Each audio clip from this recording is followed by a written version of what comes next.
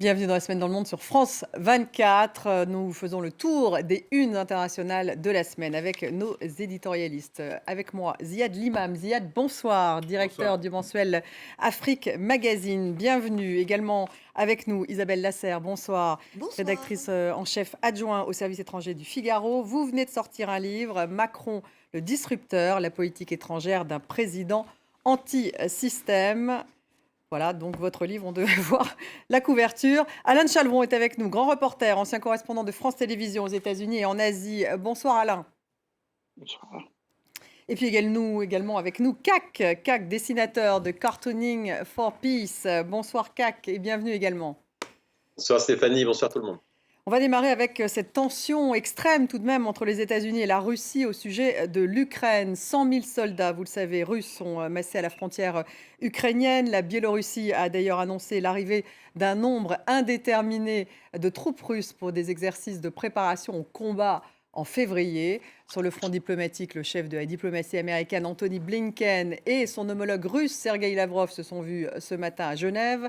Russes et Américains ont rendez-vous la semaine prochaine après des pourparlers francs, disent-ils. On écoute Antony Blinken et Sergueï Lavrov. Une fois de plus, nos homologues américains ont essayé de mettre l'Ukraine au premier plan lors de notre discussion d'aujourd'hui. Je comprends qu'ils aient leurs préoccupations, mais après nos explications, ils ont compris qu'ils devaient se concentrer sur le fond, sur l'essence de nos propositions. Et une promesse nous a été faite, je tiens à le redire, celle de nous apporter une réponse écrite à nos propositions dès la semaine prochaine. Nous savons également par expérience que la Russie dispose d'un vaste répertoire d'actions agressives, comprenant les cyberattaques, les tactiques paramilitaires et d'autres moyens pour faire avancer ses intérêts de manière agressive, sans recourir ouvertement à l'action militaire. Ces types d'agressions russes se heurteront également à une réponse décisive, calibrée et encore une fois unie. Alors Isabelle, on se dirige vers une guerre ou la diplomatie vaincra-t-elle? Écoutez, alors ça, c'est vraiment la question à 1000 euros. Selon les Américains, on se dirige vers une guerre. Les Français sont quand même beaucoup plus modérés et ne voient pas de signes imminents de préparation d'une offensive. Non, Vladimir Poutine a fait monter les enchères et la pression très très fort. Et aujourd'hui, il essaye d'obtenir ses objectifs, de réaliser ses objectifs par la diplomatie, hein, ces objectifs qui sont bloquer l'OTAN. Le sabordage de l'OTAN, il en rêverait, mais il ne l'aura jamais. C'est inacceptable justement pour les Et Occidentaux. récupérer sa zone d'influence qui était celle de l'ancienne Union soviétique. Et s'il n'y arrive pas par la diplomatie, probablement lancera-t-il soit une intervention militaire en Ukraine, soit une déstabilisation dans la région. C'est sa technique. Donc menace réelle tout de même, Ziad. Ah oui. Les Russes ont des exigences, en tout cas, inacceptables pour l'instant pour les Occidentaux et pour les Américains. Le problème, c'est de savoir quelle est la partie de bluff diplomatique et quelle est la partie sérieuse. C'est-à-dire de dire, par exemple, on veut qu'il y ait une forme de finlandisation de l'Ukraine. C'est-à-dire, elle ne peut pas être l'ennemi de la Russie, elle ne peut pas être contre la Russie, elle ne peut pas avoir un pouvoir avec ça. Bon, ça, on peut comprendre. Après, de dire il faut que la Bulgarie et la Roumanie sortent de l'OTAN, là, on rentre dans quelque chose de beaucoup plus surréaliste. Et c'est là qu'il y a une vraie question. C'est est-ce que les Russes sont sérieux quand ils sont maximalistes à ce point-là, ou est-ce que c'est une part de discussion? Et l'autre point que moi je trouve assez incroyable, c'est qu'on parle de nous, mais nous, on n'est pas à la table. On parle de l'Europe, on parle d'un nouvel ordre européen, on parle de rediscuter l'architecture post-guerre froide. Mais les Européens sont à peine conviés. Enfin, je veux dire, les Américains font des efforts. Les Ukrainiens, encore moins. Encore moins Il s'agit eux-mêmes. de leur sort. D'ailleurs, il a tweeté, je crois, quand Biden a fait des déclarations pas très claires et complexes, le président a tweeté qu'il n'y avait pas de petits pays et qu'on pouvait quand même demander l'avis de l'Ukraine. Mais l'autre chose aussi, c'est qu'on n'a pas tous les mêmes intérêts dans ce genre de crise. Les Européens, par exemple, on a nettement moins intérêt à un conflit ouvert avec la Russie, ne serait-ce que pour des questions purement économiques et de voisinage, le gaz de Nord Stream, le chauffage de l'Allemagne et de la France. Tout ça est entremêlé. Avec une énigme quand même, c'est un président américain qui dit un peu tout et son contraire, et un président russe dont on ne sait pas Exactement. Jusqu'où il est maximaliste, quelle est sa part de bluff, sa part de réalité. Alain, les Américains, en tout cas, sont plutôt affaiblis par une opinion qui, a priori, ne semble pas vouloir risquer la vie d'un soldat américain. En revanche, les Américains menacent de couper SWIFT aux banques russes. Et ça, pourquoi pas? Oui, vous savez, je pense que dans l'équation actuelle, il y a un facteur qui joue, c'est Biden. Voilà, Poutine teste les gens, toujours. Il a, dans le passé, pris la Crimée sans coup férir. En Géorgie, il a pris 2 bouts du pays aussi sans coup férir. Il est intervenu en Syrie sans coup férir et il a renversé complètement le cours de la guerre. Voilà, il teste. Et là, il teste Biden. Et je dois dire que Biden est un peu bizarre dans cette affaire. D'abord, il admet, mais bon, ça, on pouvait s'en douter, qu'on ne ferait pas la guerre pour l'Ukraine. Et qu'il y aurait des sanctions terribles. Et puis mercredi dernier, qu'est-ce qu'il dit, Biden? Il dit, bon, vous savez, une incursion mineure, bah, ce ne serait pas si grave et ça ne mériterait pas le déploiement total, le déploiement de toutes les sanctions massues que nous prévoyons. Et puis le lendemain, il dit, ah non, pas du tout, je n'ai pas dit ça. Au contraire, si une unité de l'armée russe franchit la frontière, nous considérerons que c'est une invasion. Alors, voilà, Poutine a en face de lui quelqu'un qui change d'avis tout le temps, fait des déclarations dont il n'est pas certain, il est contredit par sa propre administration. Et voilà, donc je pense qu'il y a aussi cette partie-là. Je dois dire qu'aux États-Unis, on est très inquiet en revanche. On pense véritablement, contrairement à la France, c'est tout à fait juste ce que vous disiez tout à l'heure, contrairement à la France, on pense qu'il y a vraiment une guerre qui se prépare. Isabelle, justement, pour rebondir sur les Américains, ce qu'ils pourraient faire, ils menacent, alors c'est vrai, peut-être pas d'intervention militaire, mais tout de même de couper SWIFT aux banques russes, ça serait tout de même très dommageable pour l'économie russe, par exemple, ça c'est une vraie menace.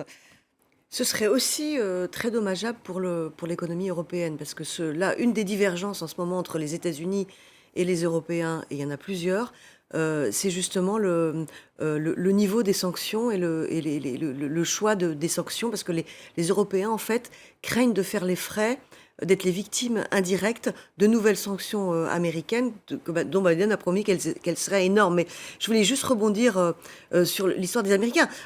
Oui, bien entendu, Vladimir Poutine teste Biden, mais en même temps, Vladimir Poutine sait qu'aujourd'hui, en fait, il a l'opportunité d'agir aujourd'hui, parce qu'il a à la fois la volonté politique, la force militaire, ce qui n'était pas le cas il y a 15 ans, et surtout il profite de la faiblesse américaine. Alors c'est Biden aujourd'hui qui a été effectivement pathétique, mais c'est aussi les États-Unis qui se retirent. Le désastreux retrait américain d'Afghanistan a donné un signal.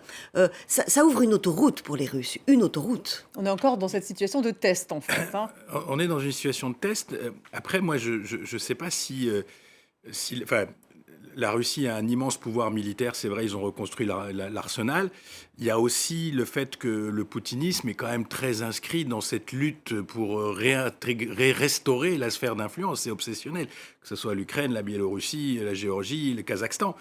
Mais ça ne veut pas dire non plus que... Enfin, j'ai toujours un doute sur ce régime fort qui d'abord fait face à une épidémie de Covid absolument foudroyante, à la dépopulation, à une crise économique permanente, et on ne sait pas ce que pensent réellement les Russes. Moi je pense que l'opinion russe... Les Russes, ils réélisent Poutine. Les Russes, ils ont... C'est un peuple très nationaliste, on est d'accord. Ils pensent que l'Ukraine, c'est un peu des frères. Mais est-ce qu'on irait se battre ? Est-ce qu'on irait faire la guerre en Ukraine aujourd'hui ? Est-ce qu'on obtiendrait un soutien populaire ? Bon, après, c'est vrai que le soutien populaire en Russie, c'est peut-être un peu, disons, pas forcément le vecteur principal. Mais je suis pas... C'est les mercenaires qui font la guerre maintenant. Oui, mais l'Ukraine, c'est pas non plus un petit pays. Je veux dire, on les décrit comme s'ils allaient être balayés du jour au lendemain, mais il y a un sentiment fort en Ukraine aussi. Et donc, ce genre d'aventure militaire, les Russes en ont déjà vécu. Ils en ont payé le prix. Vous parliez de l'Afghanistan il y a quelque temps.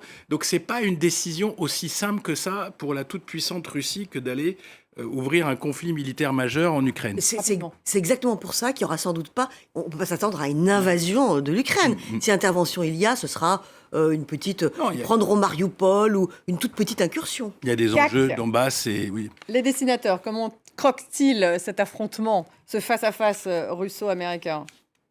Eh bien, je vous propose trois grands dessinateurs pour illustrer ce sujet sur lequel on a reçu énormément de dessins. Ça préoccupe beaucoup mes confrères, cette affaire. Le premier de Ant, un dessinateur britannique qui a joué avec le mot Ukraine, qu'il a transformé en Ukrainian, en Ukraine. Et alors, qu'est-ce que ce crâne? Vous voyez, graphiquement, c'est assez magistral. C'est la carte de l'Europe qui n'est quasiment pas modifiée, mais qui, regardée sous un certain angle, effectivement dessine une sorte de crâne. Et c'est un dessin d'anticipation, on pourrait dire. C'est la peur qui nous habite. Nous sommes nombreux à être habités par cette peur, évidemment, d'un conflit total. On ne peut pas s'empêcher d'y penser. Et donc, vous avez à gauche le char de l'OTAN, NATO, à droite le char de la Russie, et ce crâne européen qui vient d'être littéralement fracassé, avec, on voit, la zone d'impact rouge, qui est évidemment l'Ukraine. Un deuxième dessin qui est proposé cette fois-ci par Heng, dessinateur de Singapour, pour le Lian Zaobao. Et là, vous voyez, c'est un peu plus ridicule. Alors là, on est plus sur du comique, assez simple. Vous avez un tank qui vient de franchir la frontière ukrainienne, au volant, aux commandes du tank, évidemment, Vladimir Poutine, et un policier américain qui vient de l'arrêter. Ça commence à bien faire, dit-il, c'est évidemment Joe Biden. Je vous mets une autre amende. C'est assez marrant, c'est plutôt moqueur.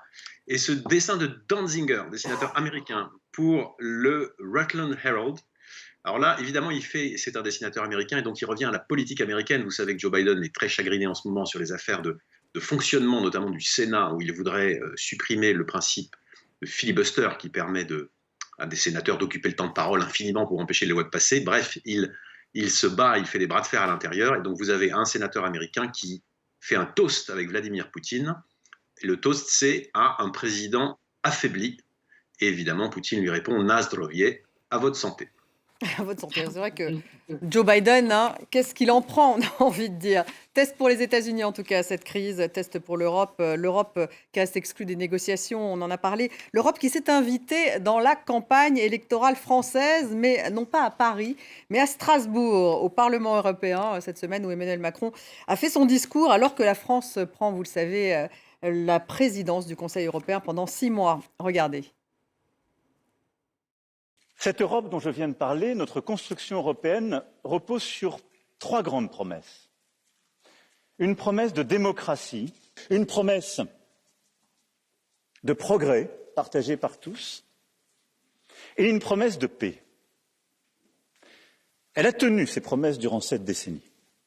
Mais le moment que nous vivons, par le retour du tragique de l'histoire et de quelques évidences géographiques, l'ébranlement actuel que nous vivons vient bousculer ces 3 promesses. Votre Europe a 60 ans, la nôtre en a 3000. Votre projet politique a pour but d'effacer les nations d'Europe, le nôtre de les sauver. Il faut déconstruire l'histoire de France, aviez-vous déclaré. On comprend donc votre enthousiasme de vous retrouver aujourd'hui à la tête d'une institution qui s'est donné pour objectif la dissolution de l'Europe millénaire. Vous et vos alliés avez fait de l'Europe l'arrière-cour de Washington, la proie de Pékin, le paillasson d'Erdogan et l'autel de l'Afrique. Vous resterez dans l'histoire, Monsieur le Président de la République, le président de l'inaction climatique. Parce qu'au fond, vous êtes un climato-arrangeant. Vous préférez signer des armistices avec les lobbies plutôt que de mener la guerre contre le dérèglement climatique. Bon, Isabelle, on se croirait à l'Assemblée nationale, là, puisqu'à Strasbourg, c'était normal, ça, inévitable. C'est indigne, c'est indigne. Indigne. C'est indigne, surtout, on reproche quand même souvent à la France et au président Emmanuel Macron de trop parler de la France et de trop mettre les intérêts de la France en avant. C'est pas la peine de faire ça. Alors moi, je regrette qu'on n'ait pas vu d'autres extraits de députés européens qui, eux, n'ont pas parlé de la France et qui ont parlé de l'Europe, comme Arnaud Danjean ou Raphaël Glucksmann ou Stéphane Séjourné aussi a parlé de l'Europe. Mais c'est cette projection de la campagne électorale dans l'arène européenne vraiment a été indigne. C'est vrai qu'en tout cas, l'Europe devient un thème important de cette campagne présidentielle française. D'ailleurs, Zemmour, le même jour, était à Calais, Mélenchon était à Strasbourg. C'est devenu un thème de campagne, et essentiellement d'ailleurs sur le thème de l'immigration. Parce que certains veulent réformer Schengen, d'autres veulent suspendre Schengen. Ziad. Non, mais c'est l'émigration qui est un thème de campagne, c'est pas l'Europe. C'est-à-dire que l'Europe, c'est le bouc émissaire habituel, mais l'obsession générale, c'est l'immigration. Moi, ce qui m'intéresse, c'est qu'on aurait pu aussi discuter du discours de Macron lui-même. Il y a des choses intéressantes, il y a des choses un petit peu... Enfin, il y a toujours ce côté... un petit peu, j'allais dire, ce futur brillant qu'il dessine en permanence, mais on se demande comment on va y arriver. Ça, c'est des choses qui auraient pu être discutées matériellement. Il a parlé des valeurs. Oui. Alors les valeurs d'Europe. démocratie, le problème polonais, on voit que ça. Donc je pense que c'est un peu dommage. Et puis, vous disiez indigne, je suis assez d'accord, mais c'est aussi des gens, ceux qui se sont attaqués à lui, c'est aussi des gens qui patauchent dans la semoule, dans la campagne électorale française. C'est-à-dire, Jadot, il est planté à 5%. Le Front National est concurrencé par Zemmour. Il y a une bataille pour la seconde place. On sent très bien que ces gens sont à la recherche de quelque chose pour accrocher le Macron politique qui est loin devant dans les sondages. Et c'est pour ça que je trouve que c'est un peu pathétique, parce que ça, on peut très bien avoir le débat ici et à Bruxelles, avoir un débat sur le fond des idées. Je veux dire, à la limite, celui qui... Mais eux disent que c'est une opportunité pour Emmanuel Macron aussi. Oui, mais ça, c'était prévisible. C'est pour ça qu'on n'a pas reculé. C'est pour ça que la France n'a pas changé l'ordre des présidences, parce que visiblement, on a pensé que c'était plus intéressant pour le président d'être un président européen en campagne. C'est parce que c'est son électorat aussi. Il clive aussi beaucoup là-dessus. Alain de Chaleron, votre réaction? Écoutez, moi j'ai trouvé ça un petit peu consternant. Je me suis demandé est-ce que tous ces députés européens qui ne sont pas français ont pensé de cette espèce d'échange verbal entre le président et les autres candidats. Ils ont dû se dire qu'ils étaient décidément sur une autre planète. J'ai été frappé aussi de voir à quel point le thème de l'avortement avait été important dans ce discours. Tout ça parce qu'on a une nouvelle présidente au Parlement européen qui est anti-avortement, et elle-même est d'un pays qui est anti-avortement. Je crois qu'il l'a même dans sa constitution, quelque chose comme ça. Ils interdisent l'avortement, oui, à Malte. Oui, voilà, c'est interdit. Et je crois que c'est dans le traité qui lie Malte à l'Union européenne qu'on ne touchera jamais à l'avortement. Mais enfin, que Macron se saisisse de cet argument comme si c'était un sujet véritablement brûlant en Europe, il ne faut tout de même pas exagérer. Oui, vous trouvez que c'est exagéré, Isabelle? Le problème, on parle de l'Europe des valeurs, Emmanuel Macron, donc le droit à l'avortement, ça paraît rentrer tout de même dans les valeurs européennes. Oui, c'est une réponse à l'élection de la présidente du Parlement. Il s'est senti obligé de le faire. Moi, je crois que la présidence européenne, la présidence française de l'Union européenne peut servir à Emmanuel Macron aussi pour une autre raison, c'est que de tous les candidats à la présidence de la République, c'est celui qui est le plus engagé dans l'Europe. Et la campagne européenne a été vraiment le programme européen a été est vraiment la colonne vertébrale de sa politique étrangère. C'est vrai qu'il a pas mal réussi. Et c'est le seul président, c'est le président le plus pro-européen que la France ait jamais connu. Donc c'est vraiment très important pour lui. Il l'incarne, on le voit même dans ses discours, il l'incarne quasiment physiquement. C'est charnel pour Emmanuel Macron, l'Europe. Donc il peut tout à fait en tirer bénéfice. Il y a le sommet UE-Afrique qui arrive, dont on ne sait pas d'ailleurs encore quel périmètre il aura, est-ce qu'il sera présentiel, pas présentiel, etc. Mais par exemple, sur ce dossier aussi, c'est le seul président de l'Union qui dit qu'il faut un accord stratégique long, durable, permanent entre l'Europe et l'Afrique. Et tous les autres regardent ça en disant mais il est bien lui, enfin, qu'est-ce qu'on va faire? Mais voilà, je suis d'accord avec vous. Non, il y a une profonde... il est persuadé que le destin français s'inscrit dans l'Europe et que l'Europe a des intérêts en elle-même, ce qui n'est pas le cas des autres. Non, c'est ça le problème, c'est qu'il est un petit peu tout seul à défendre de l'Europe, Isabelle. Comment? Est-ce qu'il y a plusieurs visions de l'Europe, justement? Bien sûr, il y a plusieurs visions de l'Europe, et notamment il y a une vision fédéraliste et une vision qui ne l'est pas. Mais surtout, à part plusieurs visions de l'Europe, il y a surtout des visions différentes au sein de l'Europe. C'est-à-dire que la plupart des partenaires européens de la France ne partagent pas la vision d'une Europe puissance, d'une Europe dotée d'une autonomie européenne. On est tout seul, et c'est ça le problème d'Emmanuel Macron, c'est qu'en fait, personne ne veut suivre la France. Sur la défense, oui. Sur la défense. Pas sur la défense. Sur la défense.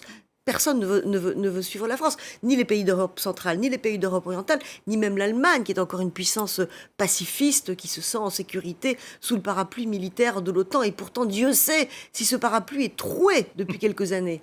CAC, alors le parapluie est-il troué pour les dessinateurs? Alors ça aussi, ça a bien amusé les dessinateurs, je dois dire. Alors, on va commencer par Michel Kishka, dessinateur israélien, qui nous propose... En fait, je pense qu'il rebondit sur ce que vous disiez, le président Macron qui peut, grâce à cette présidence, jouer un peu sur les deux tableaux. Donc vous avez le chef Macron, évidemment, symbole hautement français, la haute gastronomie, qui a ses deux gâteaux, le gâteau aux couleurs de la France, mais avec les petits drapeaux européens. Et quand il en a besoin, le gâteau aux couleurs de l'Europe, avec les petits drapeaux français, bien entendu. J'aime bien ce dessin un peu miroir. Le second, ça répond un petit peu à ce que disait M. de Chalvron tout à l'heure. Qu'en ont pensé les députés non français, les très majoritaires députés non français qui sont au Parlement européen? Eh bien, ils ont assisté à cette scène directement c'est un dessin que j'ai fait pour l'Opinion, dont je me suis inspiré, vous le reconnaîtrez, des grands Goscinny et Uderzo, avec un Macron à bras raccourcis qui se prend le fameux poisson pas frais dans la tronche, et un député européen qui dit à un autre « It's probably going to be very French ». Ça va sans doute être un moment très français.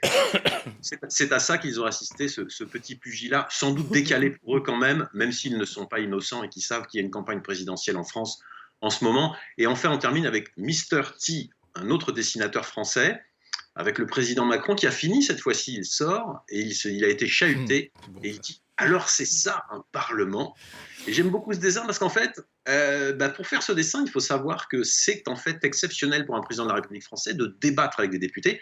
Notre Constitution ne le permet pas. Le président chez nous peut éventuellement les rencontrer lors du Congrès suite au dispositif mis en place par Nicolas Sarkozy, notamment utilisé par François Hollande au moment de la déchéance de nationalité. Mais le président ne débat jamais avec les parlementaires en France.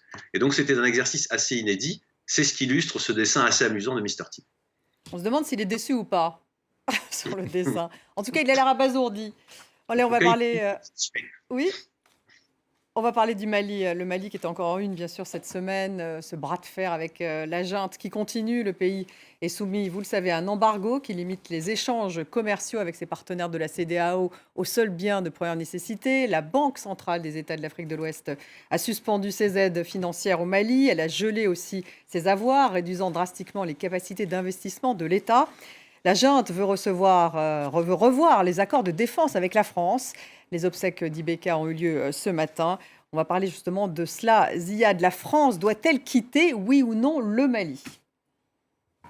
La France doit probablement repenser son dispositif au Mali. D'abord parce qu'il y a une évolution de l'opinion publique malienne, et puis surtout parce que je pense qu'en dehors de cette évolution de l'opinion publique malienne, il y a une vraie discussion sur l'efficacité de Barkhane, l'efficacité du dispositif. Est-ce que la France doit rester 25 ans dans un pays qui ne veut pas forcément d'elle? Et donc je pense qu'il faut au moins ouvrir le débat, le poser sur la table, avoir un débat avec le Parlement dont on parlait, et que ça devienne un débat public. Après, il y a plusieurs aspects de ce dossier. C'est-à-dire que il n'y a pas que l'aspect français. D'abord, est-ce qu'un Mali sous régime transitoire militaire peut tenir sans l'appui de la France, qui n'est pas que la France, parce que la France, c'est aussi les Allemands, c'est la tête de pont européenne, les Européens, etc. Et troisièmement, est-ce que les pays de la région qui pèsent lourd, je parle le fameux pays du triangle, c'est-à-dire Niger, Burkina, Mali, mais surtout les pays de la Côte d'Ivoire en premier, Bénin, Togo, Sénégal, etc. Est-ce que ces pays seraient d'accord pour se retrouver avec un Mali sans soutien militaire et sans appui militaire de la France? Et donc on voit bien que c'est un débat qui dépasse largement les petits calculs politiques de la classe... Complexe. Oui, mais il y a aussi l'aspect calcul politique de la classe politique malienne. C'est-à-dire c'est porteur en ce moment de dire on est contre les Français, on est contre Barkhane, etc. Mais il y a un sentiment anti-français aujourd'hui au Mali. Oui, dès que vous mettez des troupes, il y a un sentiment anti-français. Et surtout qu'on a attribué à ces troupes une mission impossible qui était de se débarrasser du djihadisme de A à Z et de recréer une zone de paix et de prospérité. C'est ça qui est faux.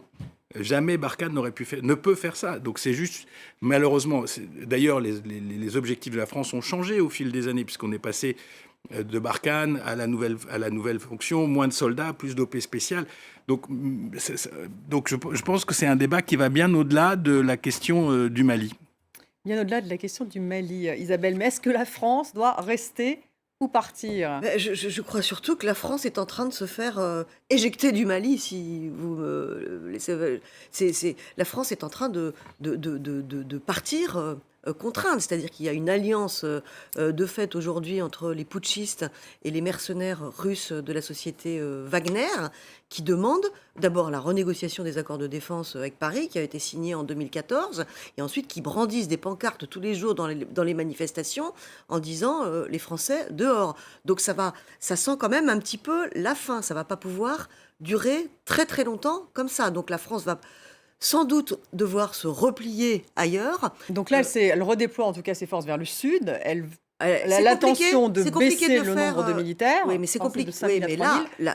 là, à terme, ce dont il est possiblement question, et ce qui est demandé par les putschistes, appuyé par les putschistes qui ne veulent pas organiser d'élections et appuyé par les mercenaires de Wagner, c'est la France dehors. Donc c'est une solution extrêmement radicale. C'est très compliqué pour Emmanuel Macron de le faire avant l'élection présidentielle, parce que là, on risque un nouvel Afghanistan avec toutes les conséquences diplomatiques et politiques que ça veut dire.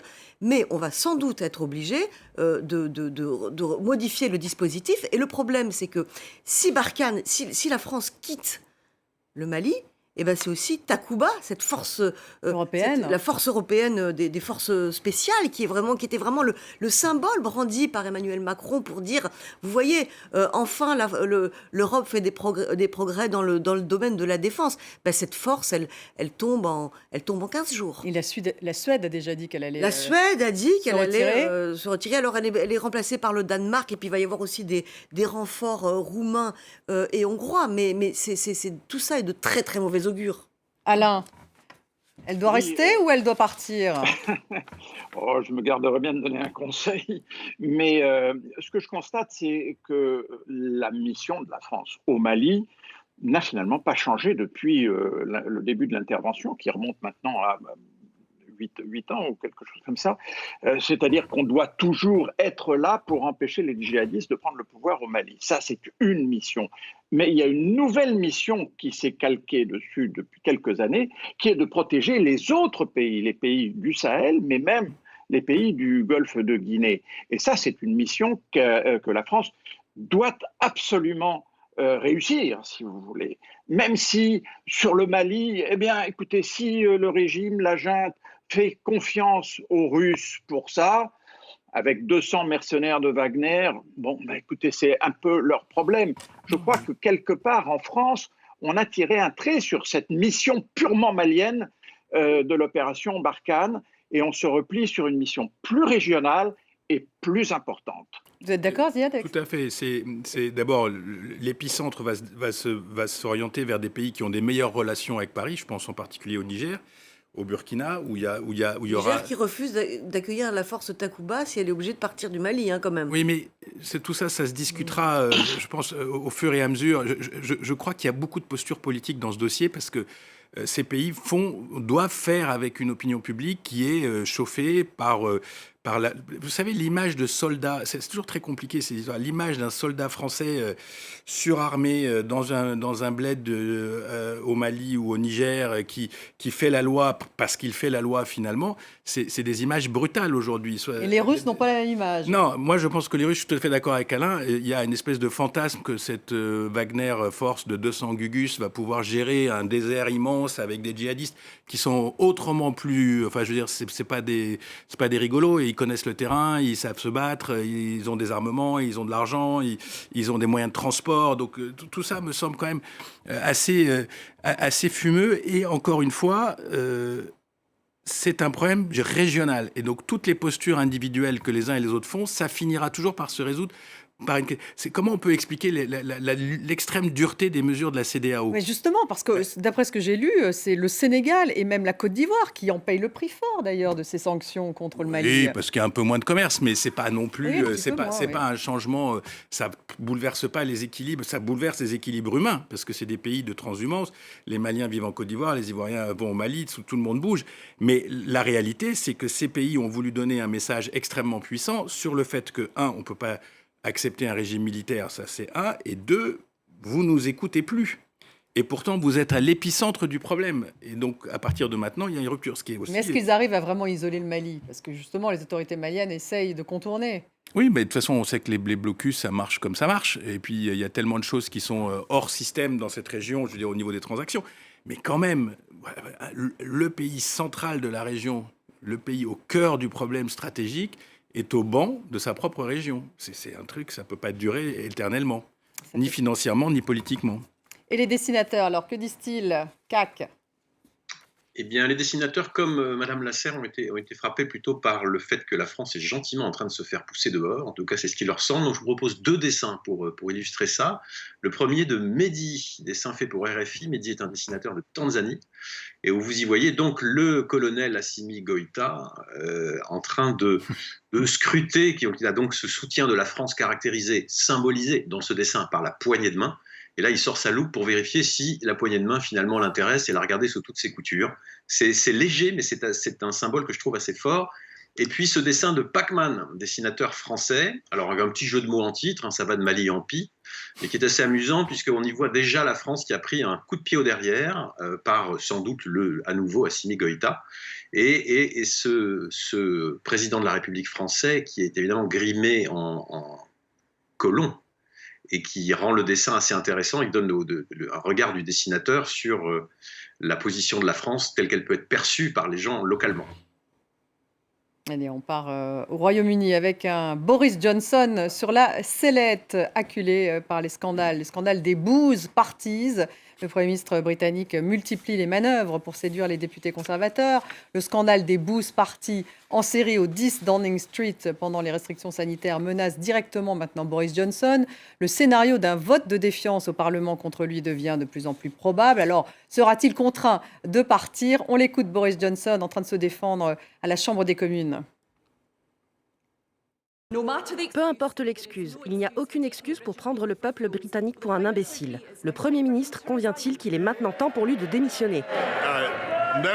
Non, Monsieur le Président, mais ce que je peux lui dire, comme je l'ai dit à l'Assemblée la semaine dernière, c'est que je m'excuse sincèrement pour les erreurs de jugement qui ont été commises, mais qu'elle doit contenir son impatience, Monsieur le Président, et attendre l'enquête de la semaine prochaine avant de tirer les conclusions qu'elle vient d'affirmer. Isabelle, on attend effectivement les résultats de cette enquête qui a été lancée. Il n'arrête pas de s'excuser depuis la semaine dernière, Boris Johnson, mais est-ce qu'il va s'en sortir? Ça sent un peu le roussi. Ouais. Ça sent un peu le roussi parce que visiblement, il a menti. Et ça, c'est pas bien, surtout dans la culture anglo-saxonne. C'est pas la première fois qu'il va a menti en même temps. C'est pas la première fois qu'il a menti, mais là, il a vraiment menti apparemment. Et il paye quand même, là, Boris Johnson, il paye des mois d'arrogance, d'attitude erratique, de mauvais jugement sur la crise du Covid. Enfin, tout arrive, tout fait boule de neige. Et non, à chaque fois, il s'en sort. Ouais, mais là, quand même, là, ça va être difficile. Ça va être un peu plus compliqué que les autres fois. Et alors, tout le monde, alors là, il y a tous les requins qui attendent la chute de Bojo pour s'emparer du fauteuil. Oui, il y a Rishi Sunak d'ailleurs, le chancelier de l'Échiquier, donc ministre des Finances, la ministre des Affaires étrangères, Liz Truss. Alors eux se bousculent un peu au portillon. Il pourrait y avoir un vote de défiance, Ziad, contre Boris Johnson. Le problème des conservateurs, c'est quand est-ce qu'ils sabordent le Premier ministre. C'est un calcul complexe. Parce qu'il faut qu'ils soient réélus, il faut qu'ils préservent leur siège de député. Donc c'est quand même le Old Man's Club qui se réunit en se disant bon, on le tue maintenant ou on le tue dans 6 mois ou on le tue dans 1 an. Donc je pense que c'est pas du tout un exercice démocratique. C'est pas du tout un exercice. Il peut y avoir un décalage entre les députés et l'opinion publique. Ils peuvent parfaitement décider de le maintenir en respirateur artificiel jusqu'aux élections et à ce moment-là faire le coup. Enfin, on a vu toutes sortes de choses dans le parlementarisme britannique. Après, le problème, c'est l'image que transmet la Grande-Bretagne. C'est ça que moi, je trouve peut-être le plus intéressant. C'est-à-dire qu'on a l'image d'un pays qui est dirigé par, comme vous dites, un personnage entre ubu et fantasque, avec des prises de décision quand même extrêmement radicales. Je pense en particulier à l'espèce de libération en Covid, d'un seul coup, tout est disponible. Et cette semaine, bien sûr, ce n'est pas un hasard. Cette semaine, bien sûr. Un anti-francisme permanent pour justifier le fait que les Français étant la tête de pont de ces méchants Européens. Et puis, sur le fond aussi, d'énormes difficultés avec le Brexit. Alors, il n'arrête pas de le dire. Il dit le Brexit, c'est fait, c'est fait. Mais ce Brexit, ça fonctionne pas si bien que ça. Du coup, il y a la colère des Brexiteurs. Il y a le problème de l'Irlande du Nord qui est un vrai truc ingérable. Il y a une économie qui ne profite pas du Brexit, contrairement à ce qu'on avait promis. Il y a des investissements qui quittent la Grande-Bretagne pour aller en Europe. Il y a une perte d'influence de la City, ce qui est quand même le cœur de la puissance britannique. Donc il y a aussi, sur le fond, quelque chose de profond qui se joue en Grande-Bretagne. Ce monsieur qui était censé définir la nouvelle Grande-Bretagne, en fait, il patauge lui aussi dans le Welsh Rarebit, si vous me permettez l'expression, et ça n'avance pas, et les gens le sentent. Donc forcément, à un moment, entre le fait qu'il fait la bringue et le fait que ça n'avance pas, il y a une conjonction des mécontentements. Il commence à être acculé par la presse d'ailleurs, hein, puisque ces plans de la dernière chance sont appelés Save Big Dog, hein, sauver le gros chien, ou alors encore Red Meat, viande rouge, parce que évidemment on voit comiquement Boris Johnson en train d'essayer de mettre en place ces différents plans pour se défendre. Par exemple, sacrifier quelques responsables, hein, comme Dan Rosenfeld, le directeur donc du personnel de Downing Street, à qui ça pourrait justement coûter sa place. Tout ça pour se sauver. Boris Johnson, il va s'en sortir ou pas, Alain de Chalvon? Ah, je ne l'exclus pas, figurez-vous. Non, il est un peu téflon, quoi. Toutes les casseroles qui traînent, finalement, il s'en sort à chaque fois. Vous disiez tout à l'heure, il s'excuse beaucoup depuis une semaine. Non, il s'excuse depuis beaucoup plus longtemps que ça. Il s'excuse à chaque fois qu'il a une nouvelle casserole, et il en a régulièrement. Alors, vous disiez aussi que là, ce qui était très grave, c'est qu'il a menti. Mais il ment tout le temps. C'est pas cette fois-ci qu'il manque. Il a menti déjà pour le Brexit et il n'arrête pas de mentir. Donc, c'est un peu comme Trump. Trump ment tout le temps et on ne lui reproche pas. Eh bien, Bojo, c'est un peu pareil. Donc, j'exclus pas, pour répondre à votre question, qui s'en sort. Bon, alors il a quand même beaucoup de Tories, de conservateurs contre lui, hein, c'est ça. Il faudra voir effectivement les résultats de cette enquête et les semaines à suivre. Comment les dessinateurs ont-ils croqué ces difficultés de Bojo? C'est du pain béni. Ah oui, pour ça, les c'est dessinateurs. sûr. Ah oui, parce que c'est quand même un sujet un peu moins grave que ceux dont on a parlé avant, les guerres, etc. Et donc, évidemment, nous, on s'amuse beaucoup avec ce type de sujet, comme par exemple Raïma, dessinatrice du Venezuela, vous voyez que la petite histoire fait le tour du monde quand même, qui nous propose un Boris Johnson au milieu de Scott Guards, vous savez, les fameux Scott Guards qui sont devant notamment Buckingham Palace. Et donc là, vous le voyez que il a toujours des coiffures invraisemblables avec ses cheveux en bataille. Donc ce dessin est assez amusant. Ou alors Amorim, dessinateur du Brésil. Je vous avais promis un tour du monde de Boris Johnson. Quand on fait la fête, on fait péter le champagne. Sauf que là, le bouchon de champagne éjecté, c'est notre ami Boris. Assez amusant. Dessin très simple et très fort d'Amorim. Ou alors Nicolas Vado qui nous met un Boris Johnson au pupitre dans une tenue débraillée de fêtard, les yeux rougis, les bouteilles de champagne dans le seau. Boris se prépare-t-il à prendre la porte? Et promesse du Premier ministre britannique, on fera une méga teuf pour mon départ, faites-moi confiance. Il nous reste 3 minutes hein, pour parler de Jean-Michel Blanquer. On en parle parce que, bon, effectivement, il y a tout ce scandale lié à ces vacances à Ibiza. Le ministre de l'Éducation, il y a eu cette manifestation d'enseignants et accompagnée d'une grève, bon, beaucoup moins suivie que la semaine dernière, jeudi, où vous allez voir effectivement des manifestants avec chapeau de paille, masque de plongée. Alors évidemment, avec cette allusion à Ibiza. C'est une crise que le ministre a déminée en allant s'expliquer sur TF1 assez vite. Ziad, un avis alors sur ce qui se passe?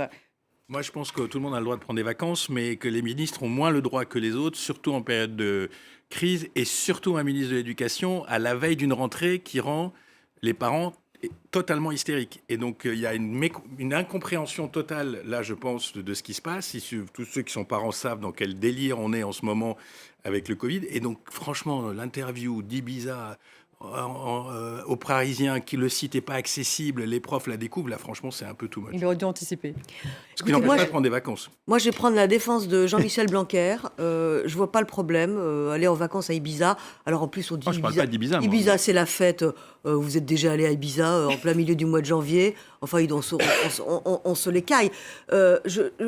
Jean-Michel Blanquer c'est aussi le ministre qui a réussi à laisser l'école ouverte pendant toute la crise du Covid. Et par ailleurs c'est la gauche et l'extrême gauche qui veulent lui faire la peau parce qu'il dénonce régulièrement, il l'a encore fait la semaine dernière en inaugurant un colloque contre le wokisme, parce qu'il dénonce régulièrement la progression de l'islamo-gauchisme et du wokisme. Donc c'est pour ça que la gauche veut lui faire la peau. Alain, en un mot. britannique honteuse. Je trouve qu'il a le droit de prendre des vacances. Je trouve qu'Ibiza n'a rien de frelaté. Il n'a pas été à Las Vegas et on ne l'a pas filmé dans les casinos. Il a été passé 4 jours de vacances à Ibiza. Tant mieux pour lui. Bon, allez, 2 contre 1. Merci, Cax. J'imagine qu'il n'y avait pas de dessin sur Jean-Michel Blanquer. Sujet que j'ai mis dans un seul dessin, juste pour vous. Ah, Et on super. revient avec notre ami Boris Johnson, qui finalement s'excuse et dit « c'est pas comme si j'étais à la Ibiza non plus ». Merci en tout cas.